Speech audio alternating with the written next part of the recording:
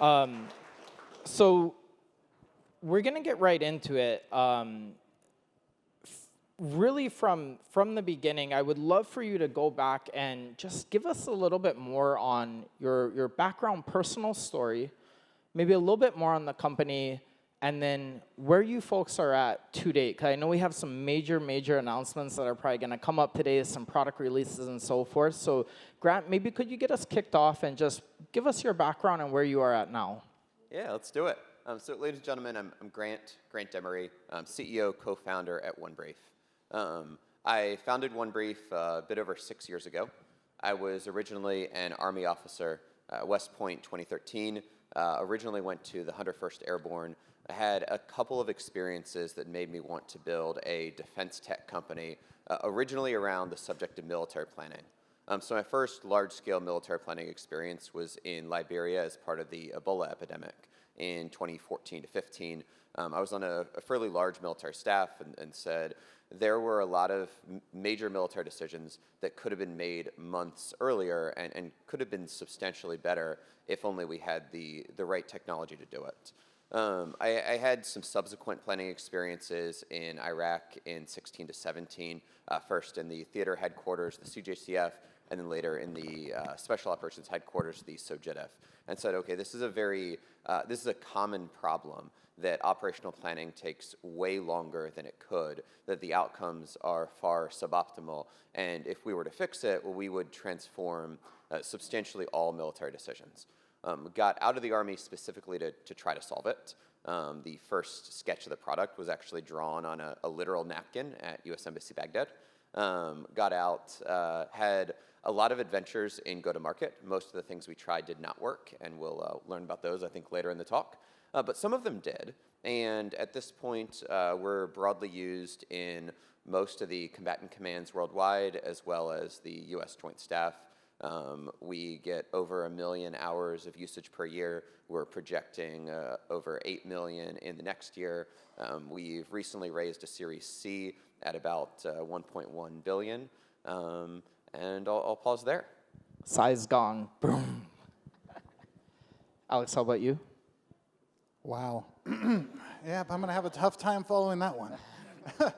No, we didn't start the company in Baghdad, and there was no cocktail napkin. We actually lost on all fronts, so I lose the cool story of how you start a company in Hawaii. But we did start the company. I'm Alex Fielding. I'm the CEO and co-founder of Privateer Space. Spent most of my life in and out of the space industry. Spent 5 years working at NASA, which is why I married a therapist. And true story, actually, very true story. Don't know if it helped. I don't think she's fixed me yet. But we really started Privateer with the idea that geospatial intelligence was fundamentally broken. And there were all kinds of reasons why it remains somewhat broken. And we thought that it was something that we could really make a dent on. And like Grant, most of the things that we tried, especially in our early go-to-market, were dismal and hysterical failures, which we only cry about a little bit now, which you don't want to see a fat bald guy cry, so I won't do that here. But we had lots of failures. I think the things we started thinking about here were really connected to how do you solve for geospatial intelligence when most of these companies don't know anything about operating satellites in space? How do you get data between nation states? How do you solve for problems where you can see something from outside that you couldn't see from purely within an organization or a government? And Hawaii is a wonderful place to do this. It's a great place to work, great place to build teams, and it's been an amazing adventure. We're a much smaller company than Onebrief. We're out there at like a 400 million valuation at this point, at least this next raise. So we're still very early. But who knows? We'll draft Onebrief and we'll be a year and a half behind you. At least that's the hope. So very kind of fun times. Thank you for having me. Really quickly, just when you guys are talking, if you wouldn't mind getting a tiny bit, my audio engineer is going to kill me after. Is it? All right, is that okay? The key is you want to put it up to the mic. Don't worry, we wipe them after. I kept on going further away. Amazing. And so we're going to cover, I think, a lot building on those stories from questions of strategic significance building from Hawaii to raising capital, some of the challenges and constraints, and some of the stuff that we're most excited about for the future. So to get kicked off here, I'd love for you folks to share a little bit more about the initial kind of story, a little bit deeper into the Hawaii-focused portion of the story, and why you chose to build from here, whether it was strategic or personal choice, and unpack that a little bit of, why begin in Hawaii and why both of you have decided to stay in Hawaii for the time being as well instead of moving away. So Hawaii is the best place in the world to build a defense software startup if you're selling to combatant commands and service components. And I think it's important to have an accurate appraisal of the strengths and weaknesses of building in Hawaii. I think that the economic difficulties are very well known and need to be faced head on. The cost of living really is higher. The population really is smaller, but there truly are really excellent engineers and essentially every function available on the island, and it is possible to succeed hiring locally. But you need to have a compelling reason to be here at all. And in our case, the compelling reason is the customer presence. So I think there's a lot of industries where it just would not make sense. If you were seeking my investment to build a manufacturing startup in Hawaii, I'd say you're out of your mind. Whereas I think defense software so much benefits from your presence every day at the customer and from a concentration of a multitude of customers, where here we have Indo-PACOM, we have USARPAC, PACAF, PAC-Fleet, MAR-4PAC, a number of subordinate units. The infantry division here is chosen as the Army's next generation command and control, so even if you're selling somewhat down echelon, it's a really good place. So I think there's a lot of defense software startups, especially if you're doing combatant command or service component command logistics, where no one's doing a good job right now, and that company is yet to be founded, and you could probably raise money off no traction if you did so. So I guess to conclude, certain kinds of defense software, Hawaii is very, very well suited to. And Alex, how about you? I think all of the same. So I won't go through the list again, but all the same reasons. I think the only thing I would add for our business, it is dual use, where about 40% of our customers are commercial customers, and they seem to be, proximity does help, right? So a lot of our go-to-market has started to migrate towards the rest of Asia Pacific and Japan and Indonesia and Singapore and Australia and certainly Korea and some of Southeast Asia. So if you look at where we're making the most traction from starting within Hawaii, it certainly is kind of drifting in one direction. I would say the flip side of that is are we doing as well in Europe? Maybe could be doing better. Middle East, I think we're at kind of a bridge in a weird way. So I think we're doing fine in the Middle East, but not doing quite as well as if we were headquartered in Europe to start. Amazing. And so both of you are at, I think a very material scale, at least comparatively to, the average probably founder and startup in the room. And so you've come so far, but there is always a set of challenges and constraints. And I think you alluded to some of them earlier, Grant. So operating from here, what are those biggest challenges and constraints that you folks have faced? So we're operating worldwide right now in lots and lots of time zones, and many geographies have their different challenges. I think a couple that are unique to hiring into Hawaii is the cost of living is much higher. And I think what that leads you to do is to differentiate the roles which must be close to a customer amalgamation, the ones where it's nice to have them close to a customer amalgamation, and the ones where there's just no need at all. So certain roles like, say, site reliability engineering. With our infrastructure present here, there is just a huge need to do site reliability engineering here on the island, and that's something which we can hire for and have very successfully here. I think that customer-facing roles are also very important to hire in the island, and it's worth paying up when needed. We actually were willing, in some cases, when we had people elsewhere in the company, to pay a bonus to get people to move to the island, which worked actually, and I encourage doing that. And I think the next set of roles is product roles, where having product managers closer to a customer amalgamation is much better than having them fly around the world to a bunch of different customers.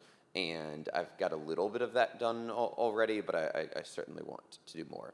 So the bottom line is the number one challenge of Hawaii is cost of living, which I think shocks no one.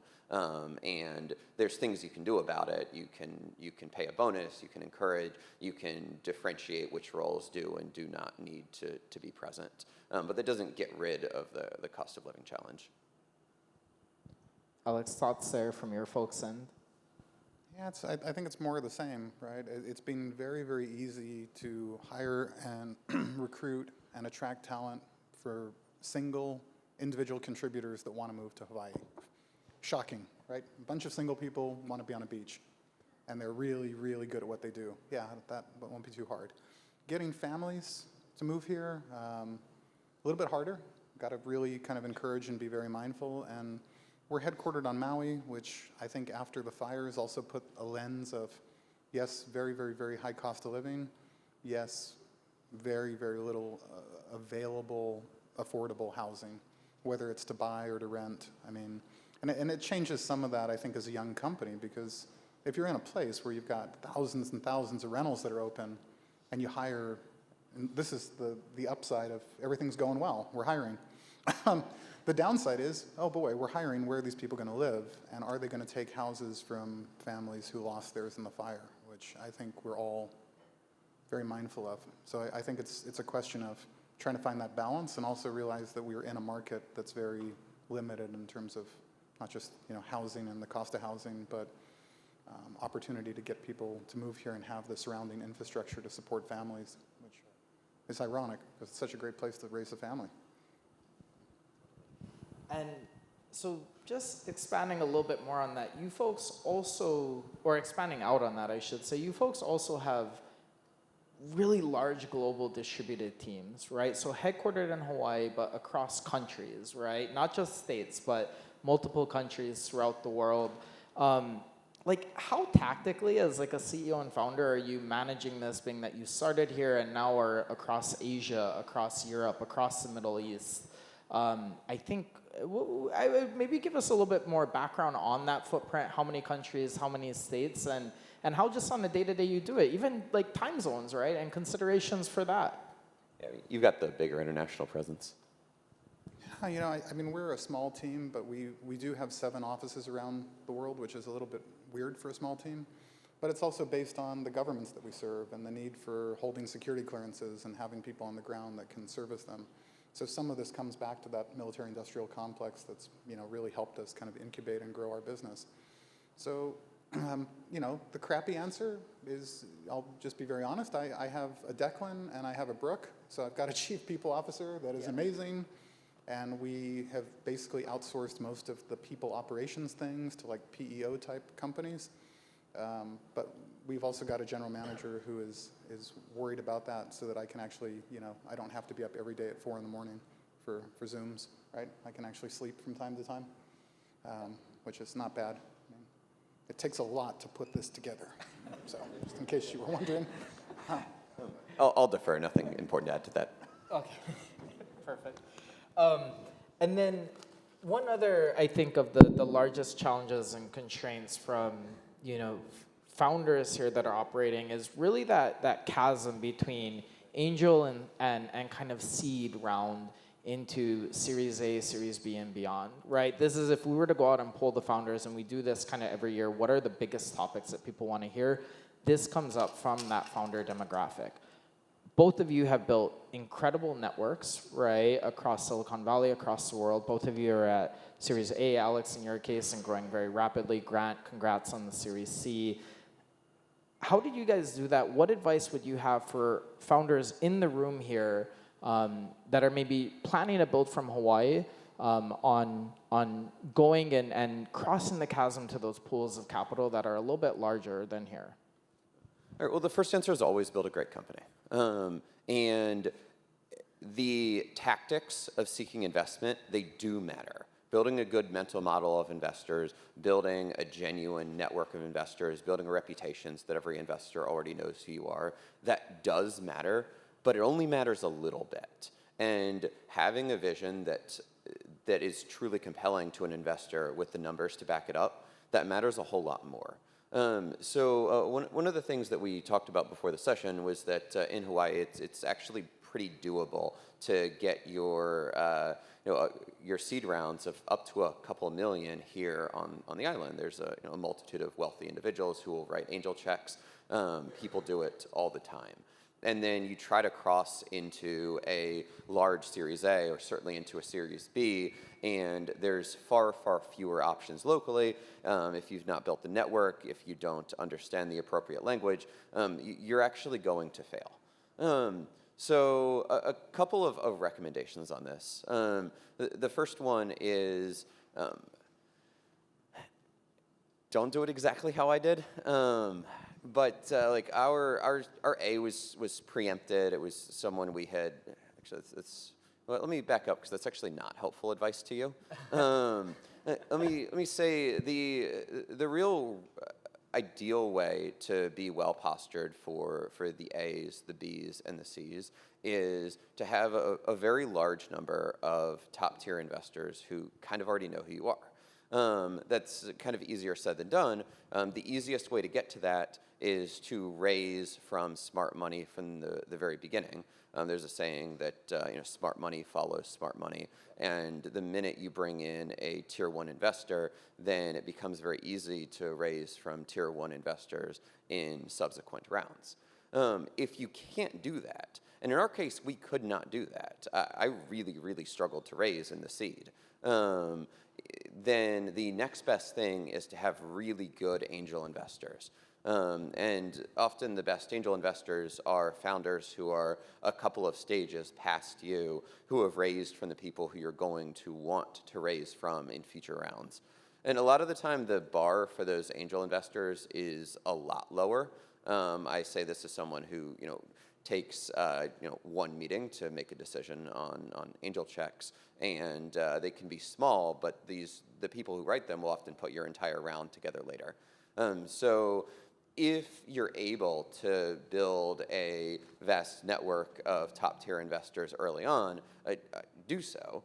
If you're not, even getting a couple of really good angel investors from Silicon Valley who know everyone involved is a really good choice as well.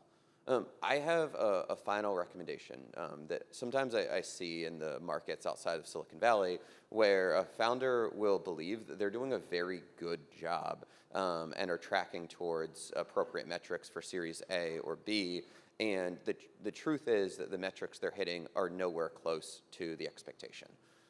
So it's important to have in your head a good rule of thumb, which is that once you've hit 2 million of ARR, you have to triple, then triple again, then double, then double, then double, which means if you went from 2 to anything less than 6, you didn't do a good job.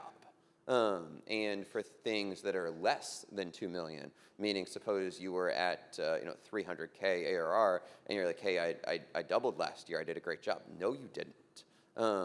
And I think it's important to have those metrics in your head well in advance of the Series A.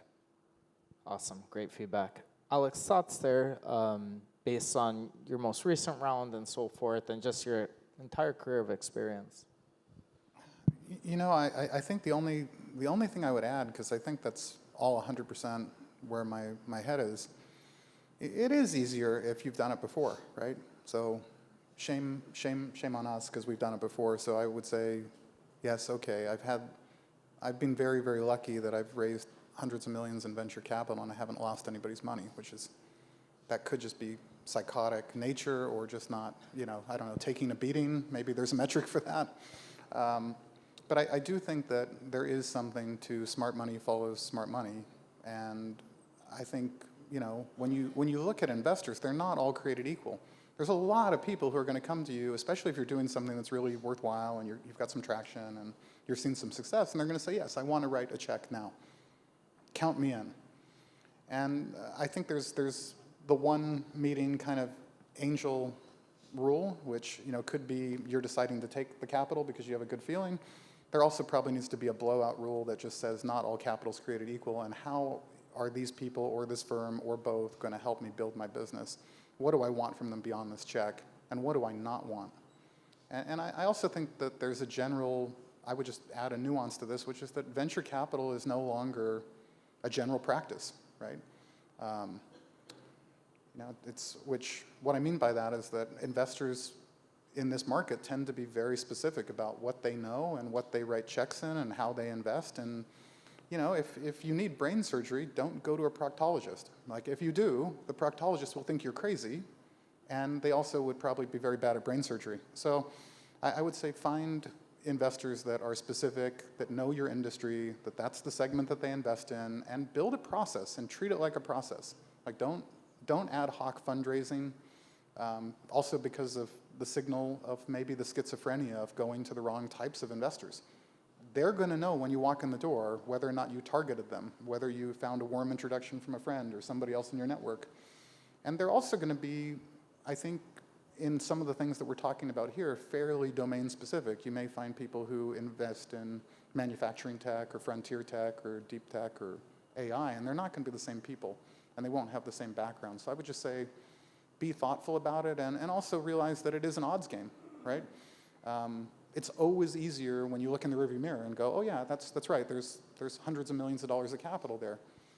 Yeah, but when you're in the process, I think a lot of it gets left by the wayside because we as an entrepreneurial kind of community, we don't always talk about the failures, and some of the failures are just walking away.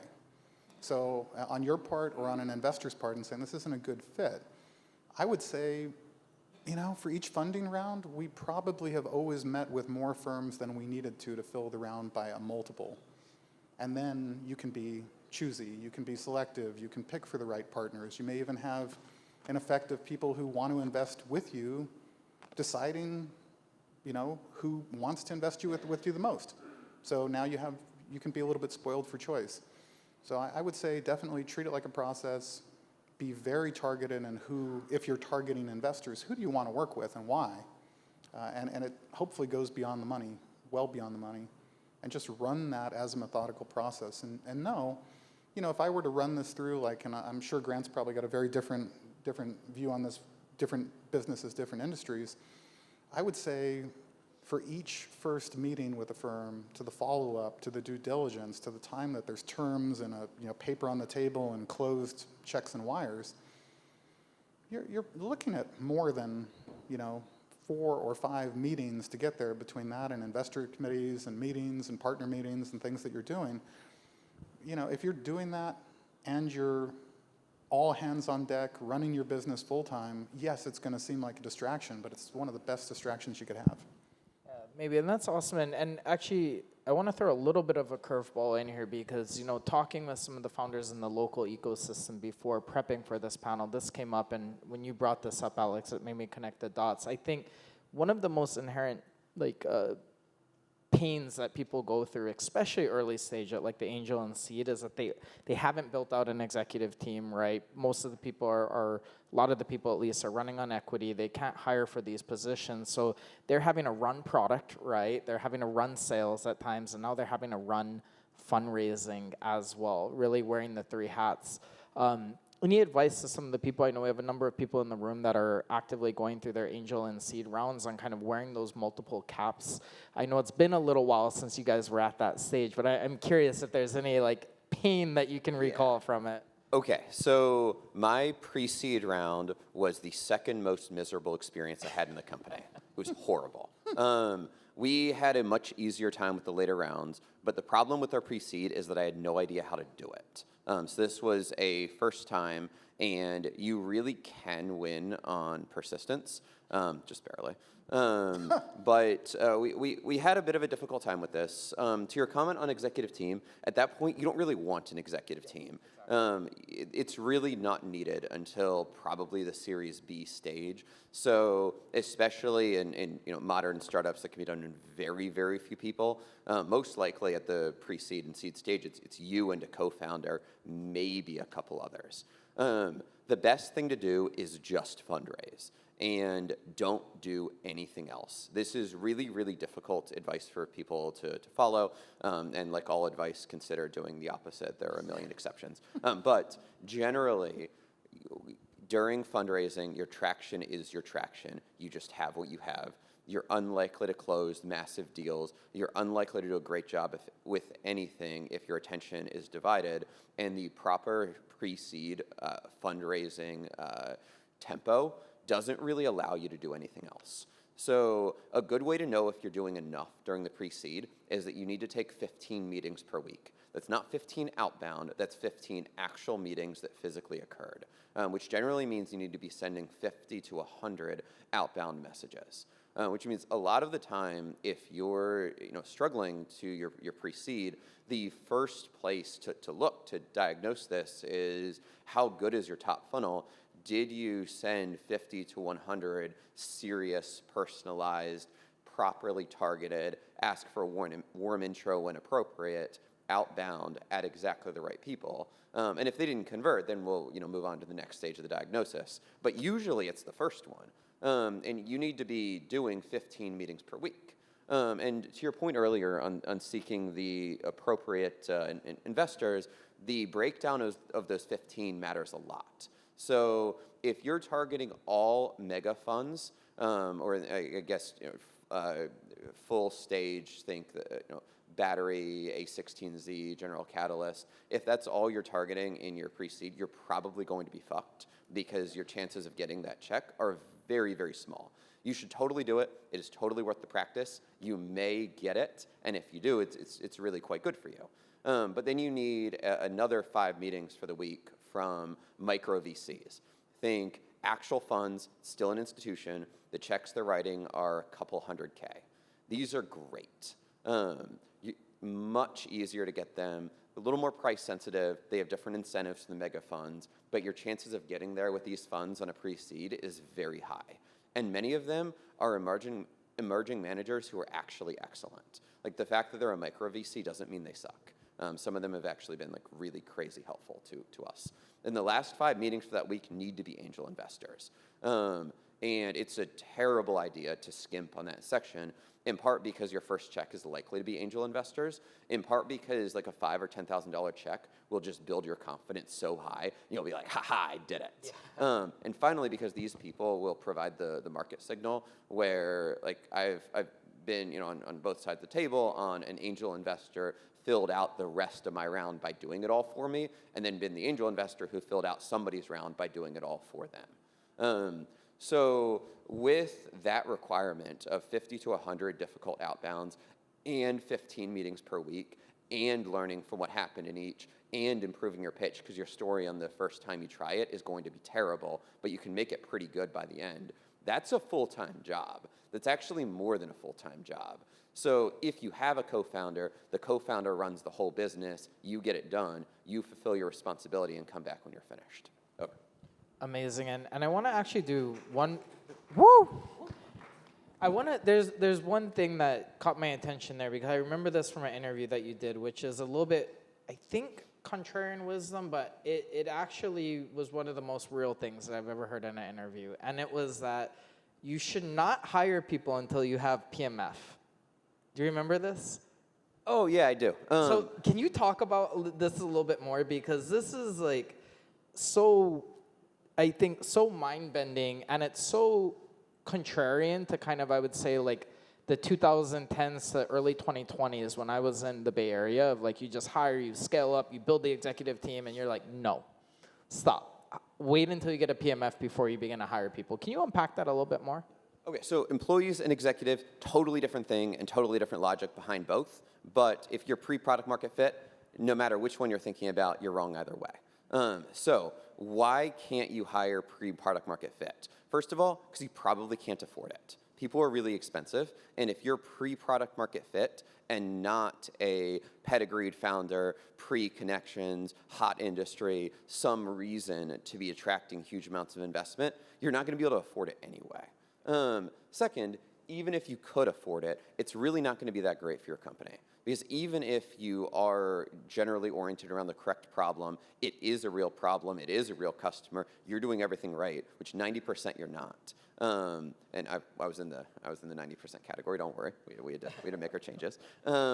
It's really hard to change what you're doing if you've already got someone who's hired for a role and you've oriented them on some strategy and you've said, hey, I really need you to do X, and then you come to the next day and you're like, wow, X is stupid. You need to stop doing X. And that sucks for the employee, it sucks for you, and it sucks for the culture, and it just wastes insane amounts of money. So the best way to think of yourself in the very early stage, and very early means everything before product market fit, is as the doer-in-chief, where later on, when you're huge, delegation is great, and there's all sorts of organizational leadership things that matter. Before that, they totally don't matter. You just need to do things. Amazing. Thank you for letting me take that detour. So now I want to get in kind of to the state of some of the recent funding announcements that were made, getting a little bit of a status update on the company. Maybe I'll start with actually Alex here, and then Grant, you can kind of wrap us in, because I think you raised capital a little bit sooner. So Alex, you acquired Orbital Insight on the back of raising almost $60 million, right? Getting into really kind of shifting. I've seen a lot of the messaging shift in a kind of fused intelligence and so forth. Can you talk about kind of the strategic reasoning behind not just going out and raising the money, but what you're doing now, adding Orbital to the Privateer space brand? Yeah, sure, and mine will be short because we haven't announced our latest funding round yet, so we'll be behind you a few steps. The acquisition of Orbital wasn't our first acquisition, but it was absolutely additive and was one of those things where they had incredible technology. Orbital had been around for 10 years. They'd raised about $200 million. And anytime somebody talked about geospatial intelligence and they said count the cars in the Walmart parking lot, they were talking about Orbital Insight, because their first deals were working with hedge funds and basically beating the market by something you could see from not non-public information, but also not something you could get on Google. So when we looked at Orbital, we said, wow, we're building a geospatial intelligence platform business which encompasses kind of 5 domains, really from subsea to space, but we could call it land, sea, air, space, and cyber. Orbital Insight had incredible technology when it came to understanding things about supply chain that almost no one else really understood, like how many minerals are at that contract manufacturing facility, or how much silicon, and how many wafers get inked and dyed, and where do they go, and what trucks and trains and planes and boats do these things end up on. And they had these supply chain efficiency things that we really coveted, and they also didn't waste the $200 million that they had raised. They spent it building the world's, and it sounds hyperbolic because it is, but they're the most highly trained image classifiers in the world. I mean, they spent a lot of time and money teaching machine learning models and sometimes CV models and sometimes other things ways to know that that's a car, that's a tank, that's a boat, that's a plane. Now, what type is it? Where does it go? What's normal? What's abnormal? So we thought it was really valuable to have that integrated with Privateer, where we were basically directing and orchestrating satellites in space, and also getting other signals from the ground to answer equally really hard questions. So, sometimes it helps if kind of one thing looks like chocolate and one thing looks like peanut butter, then that's perfect. And Orbital, they didn't have the focus that we had as a company on kind of the space domain or the maritime domain, but they had incredible technology on land and in air. And we said, wow, if we took some of that technology and some of those tools and put it in our platform, we could scale our business faster than if we tried to build this stuff from scratch, and certainly much more cheaply, because we couldn't have afforded to go and rewind the clock and get that time and those $200 million in invested capital back. But it wasn't the first thing that we acquired. I mean, we'd acquired 3 other things before it, and we'll probably keep doing things like that if they make sense to just inorganically scale the business, which was also important from a Hawaii perspective, because geographically, if you don't know something about a particular region, or you don't know which are the right partners to get in bed with, or how should you think about your go-to-market strategy, don't execute tactics if you have no strategy. I mean, so it was kind of helpful. We got to inherit some perspective and learn some things that we wouldn't have otherwise learned in the same amount of time. We would be going much slower. And, and I think maybe that's the unsaid thing, right? Like, if you start a restaurant in the state of Hawaii, your failure rate is like 80% are going to fail in 3 years, something like that. If you start a tech company, 85% of Series A companies are bankrupt in 18 months, right? Investors have T-shirts with company logos that cost them hundreds of millions of dollars. That's all they have left. So I think that acknowledgement that what you're all doing in starting your businesses and what Grant and I have had to go through because we've chosen to torture ourselves in this new and creative way, is that even if you do everything right, if you stick with the statistics, 85% of the businesses started in this room are going to be bankrupt in 18 months. And those that survive, for those funds that invested, you're going to watch another of that 10% of those initial investments return neutrally or maybe give people back a buck. And then the rest of that is all on the survivors of that portfolio that succeeded and beat the odds of kicking an incumbent in the butt or creating a new market or a new category. So I guess it's a long-winded kind of a response, but I would just think, inorganic growth is still very possible as a young company. You can always raise capital to go buy things if it's a good thesis. Doing it from here is not necessarily harder than doing it anywhere else, but I would walk in with that mindset of this is really a privilege. I mean, what we get to do for a living is crazy, right? We'll never, I did marry a therapist, but I'll never be cut out to work a 9-to-5 job. I'd be a horrible employee. This is the closest I'll ever get to the service industry is actually getting to play CEO, because it is a service job, right? So, awesome. Just a thought.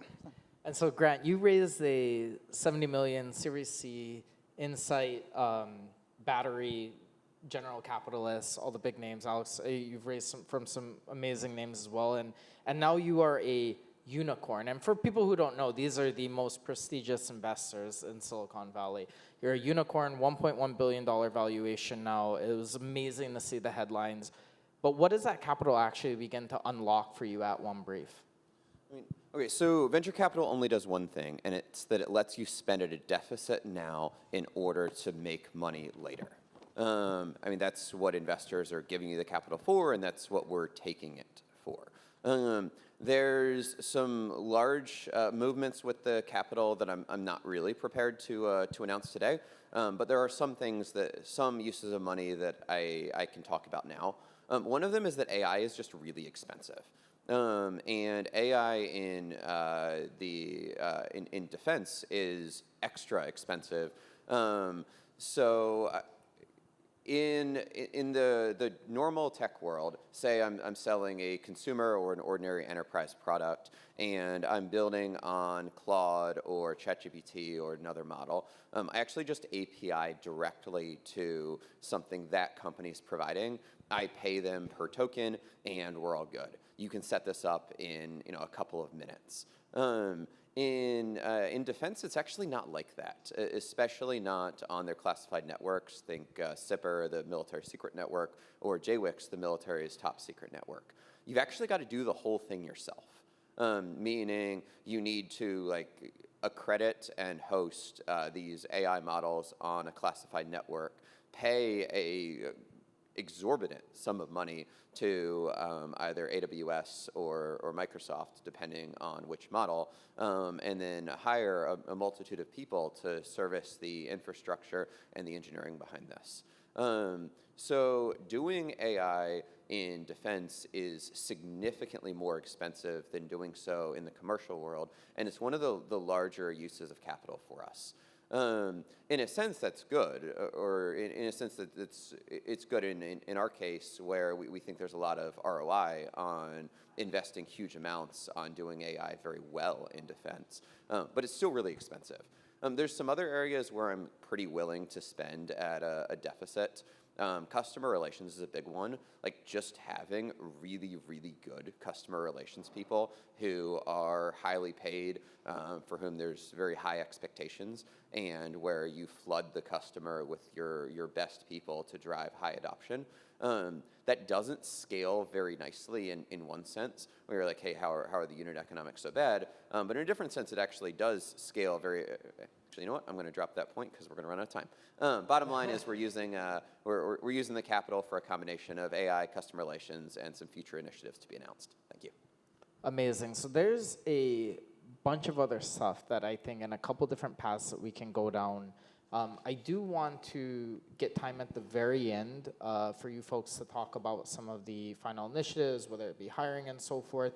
Could we take maybe 5 to 7 minutes now, take a quick Q&A from the audience, and then we'll wrap up the panel with final calls to action from you folks and any other main points to just kind of wrap out the panel. I know we have a panel right after this, so I want to be very cognizant and gracious with your folks' time. From the audience, what we do is maybe we'll take 3 questions on how we do the Q&A portion. Maybe you can raise your hand, give your name and your company, and then ask a question. So a question isn't being like a single question and not a full paragraph background. Does anyone have any questions? And we'll get started. Right in the back there, Roman. Hey, aloha, JD Hayes, Hayes Consulting. Quick question. What you're both doing is absolutely amazing. You know, I see, I don't know, if I were to explain in layman terms, air traffic control, what's in the sky, what's being overloaded, what's being used. If everyone was capturing the flag and on teams and had different, I don't know, ideas of what to do, of where to hide the flag and what to do, you create a whiteboard space so everyone can be a little bit more efficient. And if I'm explaining that wrong, please tell me. But my question is, how do you make sure you're staying one step ahead of the adversaries? How do you ensure your cybersecurity posture to make sure that you are staying one step ahead? That's really my question. Cool. Thank you. Grant, I think that was directed towards you. Whew. All right. Cybersecurity. It's a really, really big deal. There's a compliance side and a practical side, and they're both pretty important. So the compliance side is there's a number of things that are, we're just literally required to do, and meeting our legal responsibilities and meeting our responsibilities to the government is a thing that we take pretty damn seriously, where we've established a very large team we call infrastructure and security that's oriented around meeting those. There's a second element that's on the practical side of how do you actually secure a company. And I don't know that I can detail every element now of all the measures that you have to take and that we do take in order to secure the company, except to say that hire really good people around it.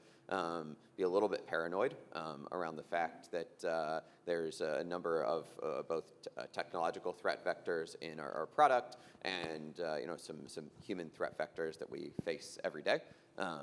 Actually had a most likely Chinese national attempt to gain employment here recently. Don't worry, we got him. But I guess the bottom line is you've got to hire some really good people behind it and have a good mental model around security. Perfect. One question in the back, and then we'll do one more, and I'm going to go to you, Sabina. Sorry about that. Hi, how you doing? I have 35 years in the tech industry. I'm originally from the Silicon Valley, and I have worked in defense contractors like Lockheed, Lockheed Johnson, Teledyne, and other companies. When it comes to AI, because I want to offer my services now. I'm retired. I want to offer my services as a... What's the question? Do you mind just asking the question for Yeah, me? I would like to offer my services as a headhunter, and my question is, AI integration in the planning and space awareness, what security risks do you see in hiring talent who might be external AI tools into the workflow? In other words, as a headhunter, what are the security risks? Because I know the talent pool here is limited, so you're probably going to have to hire people like from Silicon Valley or perfect. So what are the security risks of using outside firms like AI headhunters and so forth? Yeah, cool. As a headhunter, I'd like to know what you're looking for, what kind of, what problems, what security gaps do you guys have in hiring talent across the nation? Maybe we'll quick rapid that one and do one final one to wrap up. Don't stick me with this one. Okay. Okay, I got it. Don't worry. Okay, so as I understand the question, inside of hiring, it's actually like a pretty serious security risk. This is a difficult issue because hiring is a very regulated issue. Like there's certain ways that you can and cannot hire, and simultaneously hiring is a source of security risk. When we just started working with Y Combinator's work at a startup, which basically helps funnel a number of recruits in, one of the first warnings was around people from various countries that could be looking to get into a defense tech startup and perhaps have intentions that are not good. On the question of how do you prevent this from happening, there's a whole raft of things that you must do. One of which is good background checks. One of which is trusting your spidey sense. But the most important one is meeting these individuals in person. And if you have some in-person interaction with the folks involved, that's the only real way. When an attempt that I personally faced was pretty sophisticated and did pass a background check. I hope that helps. Awesome. And so we're going to have one final question that we're going to take, and then we're going to go into legacy and kind of closer. But I want to do the Q&A first just to make sure that we have a panel on the back end. Very funny enough, so I ran into Sabina, who's with Blue Startups prior, one of their cohort members, and I was like, wow, there's finally someone else that works in the space industry here outside of Alex. So Sabina, would you mind wrapping us up with the last question? Sure. I'm Not a plant, Sabina. by the way. I work at G-Space. I think you might be familiar with our CEO, Dr. Ioana Cosmuța. And my question is, given you're passionate about space insights and space sustainability, what are some of the most exciting innovations you see coming in the space industry in the next 5 to 10 years? You know, I think the thing that's changed the most is obviously that of the segments of things that happen in space, there's some already well-defined incumbencies, right? So I would call SpaceX the default incumbent for transportation at this point, and certainly also communications with Starlink. But getting the launch cost, if you believe Gwen, and I always believe Gwen, then Starship's total payload cost to get something to low Earth orbit is going to be about $1,000 a kilo. So you can put anything you want in space. In fact, this goes completely against space sustainability, so I shouldn't say it, but I lost a family member, my 13-year-old German Shepherd last year, and we put his ashes on Pono 1, our first space vehicle, so I got alerts 16 times a day when my dog was overhead. If you can do something for novelty and something ridiculous like that, which nobody should really do, you can afford to do almost anything in space coming very, very soon. So you're starting to see luxury brands like LVMH is putting handbags in space. I'm happy to say Omega has not yet tried to do a stunt like that, but there's a lot of fun coming. So I think fun is the new industry from space, and I think the most interesting thing is like watching DARPANET and ARPANET become the public internet and hyperscale, or watching GPS go from targeting weapon systems to Pokemon Go and Tinder. I mean, where is that coming for the rest of the space domain? And Earth observation is definitely the area that is unlocking next. I mean, there's just the most frequency licenses, the most things going up on orbit, and hopefully we will actually share them and we will make those assets more sustainable by just using them more and creating additional economy. But I think the number one theme is that if the cost of transportation to low Earth orbit, Elon says free, Gwen says $1,000 a kilo, our flight from November of 23 for Pono 1 was roughly $7,000 a kilo. I mean, these are prices less than the prices when drug dealers measure drugs in kilos. So we're now at a point where it should all be fun, and there should be, more entertaining things happening on orbit, and hopefully they become more sustainable by design, which is opposite everything else on Earth, right? Gas prices go down, everybody buys monster trucks, launch cost goes down, the satellites are going to get bigger, hopefully more capable, hopefully more shareable. So I'm excited for all of that. Amazing. And so to wrap today, I'll do my Q&A of the question that I'm most excited to ask you folks both. Or, what are you most excited about for the future? What are looking at the kind of 10-year vision, looking at strategic initiatives even over the next 12 months, whether they be for the company or for Hawaii and so forth. And then finally, to make those happen, what is the ask for the people that we have in the room? So I know it's a broader question, but I would just love to hear your folks, where you're seeing in the future, short term, what needs to be done, and how can this group in the room and the broader 4,000 plus Honolulu Tech Week network help you folks achieve those? Okay, so orientation for the future. I don't really have a 10-year vision, and given the pace that AI is progressing, I don't think it's appropriate for anyone to have such a vision. But I do have a vision for the next couple years. We're entering a period of maximum danger in our conflict with PRC. Prediction markets are putting the chances of a kinetic invasion in 27 at about 13%, in 28 at about 6%, and then a pretty long tail in the subsequent years. Now that sounds like relatively small percentages. You're like, oh, it's only 13% it happens. No, I actually think that's a pretty accurate percentage per year, and for a conflict that has about a 10% chance of leading to a nuclear exchange, it's actually a pretty scary probability. So we're entering this period of maximum danger, and it's very important to me that our product provide the maximum value that it can during the most relevant period. So there's a couple measures to look at. The first one is like a lot of our product's value proposition is it just makes your staff faster and more efficient. Side-by-side tests are currently putting us at about a 3x speed up. So major military staff actions, think an operational planning team, right now is about 3 times as fast as it would be with traditional tools. I think that with really good AI tooling, we can get to 100x. And part of my ambition is to get to 100x, which I think is a huge difference in the functioning of military staffs and ultimately a huge difference in how operational headquarters make decisions.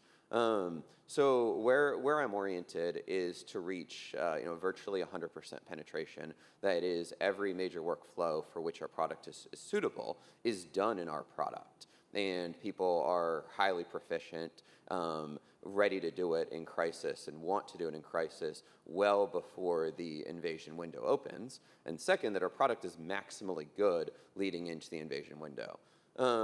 It's one of the reasons that I'm in a bit of a hurry. It's certainly not the only reason. I think basically every startup is moving insufficiently fast relative to the market. And if there's one thing you could do to improve your odds, it's to do everything faster.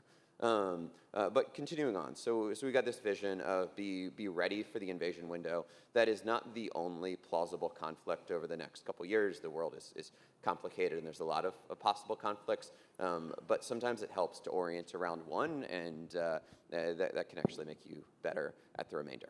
And that brings me to what do we need from folks in the audience?